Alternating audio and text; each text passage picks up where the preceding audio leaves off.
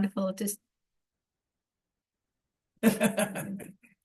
see so many faces that I recognize and a lot of new ones. So that's good.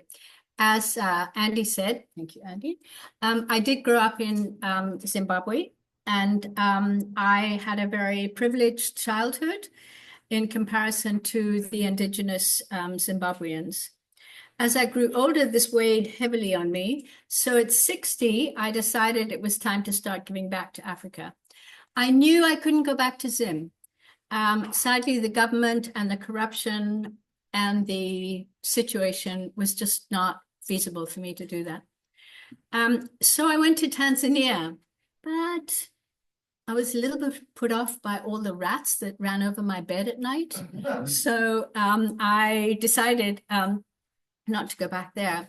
And I was then offered a position working with a cooperative in West Africa.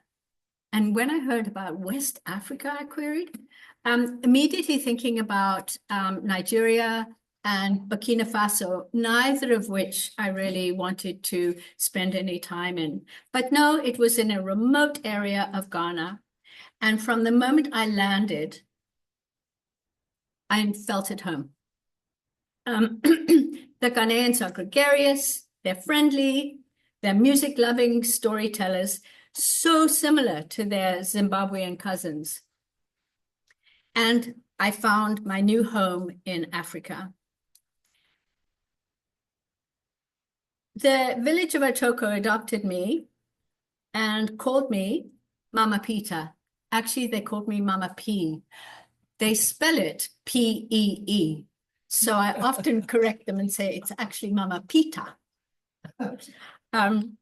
Anyway, it's a title given to a respected elder, held in high esteem, and I'm honored by that title. Many of you know the rest of the story, but I wanted to focus this time on how much this particular club has contributed to this amazing African adventure. The area is impoverished. Only elementary schooling was available. We needed a vocational school to educate the area youth. The chief said, "Yes, we do. Why don't you build it?" And I did. The funds came from the Prince Edward County community members and a family fund. The design was entirely by Brian Clark of Picton Library fame. So thank you to Brian for that. And in 2009, I went to live in Atorkor, physically constructing the building. That was an experience.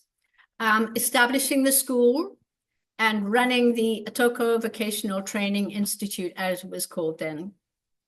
It's actually founded along the Canadian educational system, as I have 3 teaching family members, and I had no idea how to set up a school without going back to them and saying, okay, how do I do this?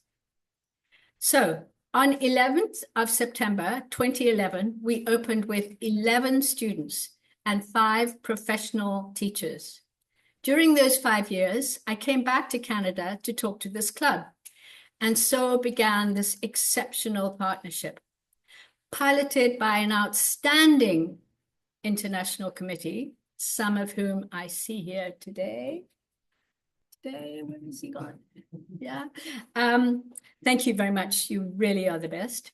The club led a campaign through this 7070, is that what you call it, yeah, district, and raised 50,000 for equipment, a water tower, and supplies. I documented every cent. We had a treasurer then who said, I will not give you any money unless I know exactly where it's been spent. So it was a very good system for me. The school had no other sources of funds for equipment at this time. So in fact, this club actually funded the whole of the equipment at the beginning of the school. I know. Now, in 2025, the Ministry of Education now owns and runs the school with over 500 students. Sorry, that's the water tower. Sorry, I didn't show you that. And an outstanding headmistress. We have 500 students and 35 professional staff. This is not counting the other additional staff. These are just all the staff have degrees. As Andy said, it's a highly respected technical institute and very much in demand. So fast forward to 2024. The school is bursting at the seams. This is a classroom, and you can see how many students are in it. So we were absolutely bursting at the seams. And I made a frantic appeal to the club in 2024 as we desperately needed an outdoor classroom. Oh, sorry, we're missing a slide there. And it shows the outdoor classroom, which is a huge facility, and it's actually divided into two separate classrooms, and it's constantly full, but two entirely separate classes carry on underneath that classroom. It has been an absolute godsend. And it holds our Wednesday worship and school assembly. It's been amazing. Then in March of this year, I connected with the club again once more about the 40 new boarders who were sleeping on the dormitory floor. The club provided funds for metal bunks, 3-tier metal bunks that were made in-house. So no one is sleeping on the floor anymore. And they were made by the third-year welding students. So it's like, yeah, I know, it's really, really good. It's really, really good. So seriously, my heartfelt thanks to all of you for what you've done, creating a substantial, lasting change in this poverty-stricken community and area in Ghana. As Bob Bird likes to say, this is a good news African story. And it is, thanks in great part to you. Now,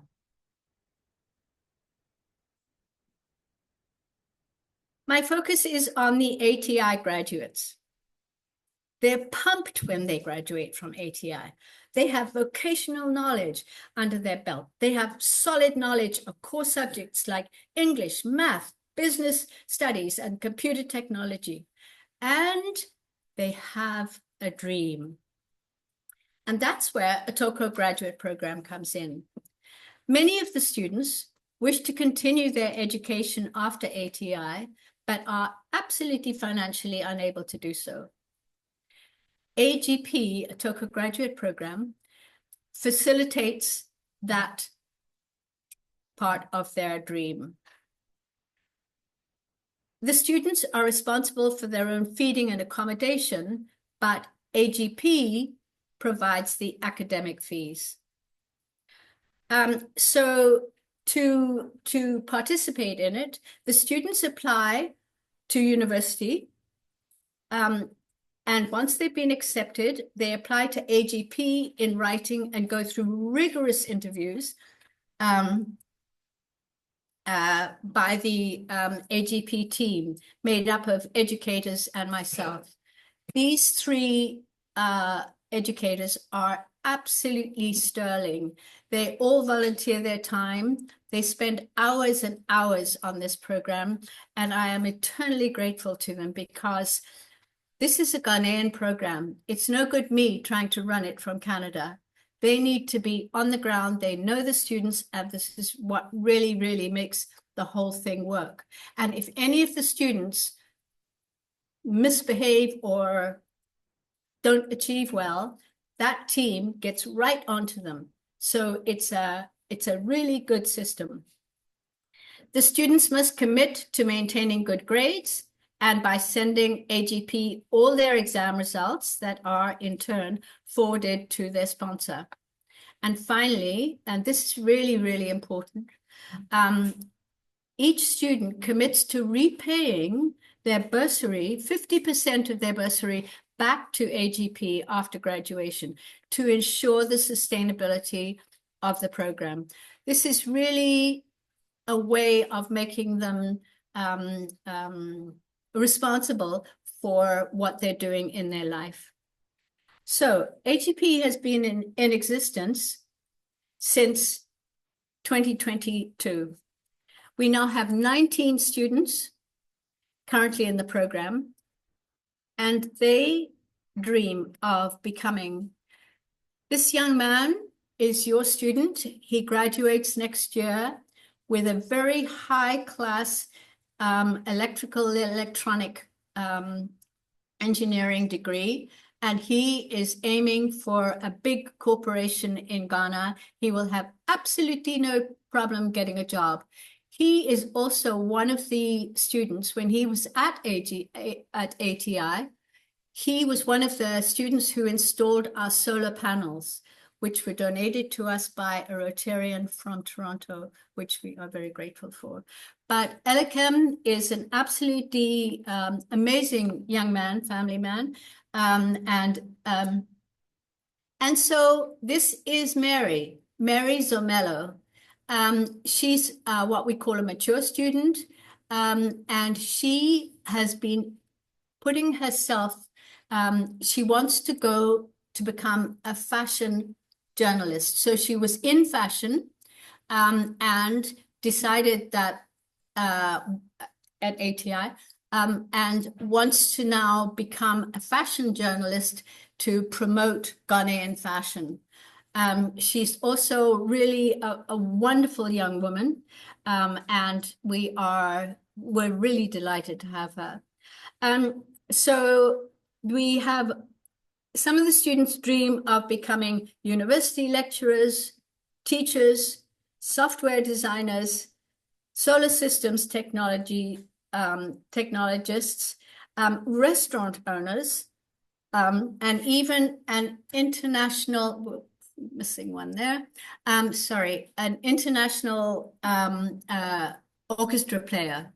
And it's actually too bad that he's not. He is an absolutely amazing guy, strongly dedicated, and in his vacations, he comes back to the community and starts a youth choir, and gives back to the community on a volunteer basis, because he is directioned and he is going to become a violin player in an international orchestra. So the program, AGP, allows these young people to actually achieve something, actually get to their dream. And when they are accepted into the program, they are of a caliber that we recognize that is in their soul. That is what they want to do. We don't accept students who are dicey. We have a very high standard of acceptance. So 4 students have now graduated through the program. And it's gratifying to see that 2 of them are back teaching in the school. And this is one of them. And he is teaching in the textile department. And he's an incredible and very, very talented young man. And he printed this. So that's why I'm in this today. Anyway, sorry. So let me see. Yeah. All right. But, and this is the big but, we have 11 students awaiting sponsorship, meaning they've passed all the interviews and all the other AGP requirements, and they are ready to attend university in January 2026. So we are searching for sponsors so they can achieve their dream. And I truly believe that because of the way the program is set up, these students all have high potential to be able to achieve their dream. And this is my appeal. The Picton Club currently sponsors 2 students right now. Thank you very much for that. And presently, there are 4 individual club members who are sponsoring students as well. Thank you. Thank you. Sorry, I can't see it. Anyway, there are 4 of you, and I really appreciate that. Thank you. Sorry. So the sponsorship, as I said, pays for the academic fees. The sponsorship for 1 year is $600. And there is a tax receipt available through this club. But the $600, if you break it down, it's approximately $1.60 a day. That's less than your coffee. It's important to know what the scholarship does, because it not only changes the students' ability, they then come back either to the community to teach, as I was telling you, or they set up their own businesses, or they work in a corporation and send back money to their family and their children to be educated. So it's a really, it has such far-reaching reaches for it. So what I'm asking is, I'm appealing to all club members to consider sponsoring a student, because there is no other way these potential students can actually get to university. If you want to be involved in this life-changing program, there are $600 is one full student, but part sponsorship is also available, either for $200 or $300. So you would be a part sponsor in a student if the $600 is not feasible for you. Or as one Wellington family does, they spread it out in their families. It actually is a Christmas gift to each of their family members. So they all receive feedback about their student on a regular basis. Either way, you'll still receive information about your student and a tax receipt for your sponsorship. So please consider this program, as you'll be giving a young person a life-changing chance to go to university in January 2026. And I have forms here. Thank you.